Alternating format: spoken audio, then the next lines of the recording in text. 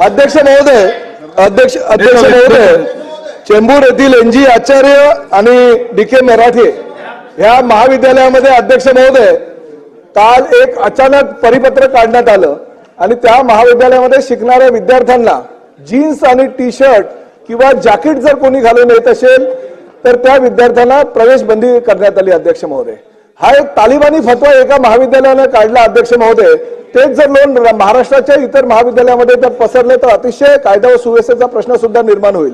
हिजाबला बंदी एका बाजूला आहे आणि त्या हिजाबला बंदी होते म्हणून एका बाजूला जीन्स टी-शर्ट आणि जर जॅकेटला तुम्ही परवानगी नाकारत असाल आणि महाविद्यालयामध्ये शिकणाऱ्या विद्यार्थ्यांना तर ते योग्य नाही। अध्यक्ष महोदय, ह्या देशामध्ये 70 ते 80% तरुण तरुणी ह्या जीन्स टी-शर्ट घालतात, जॅकेट घालतात।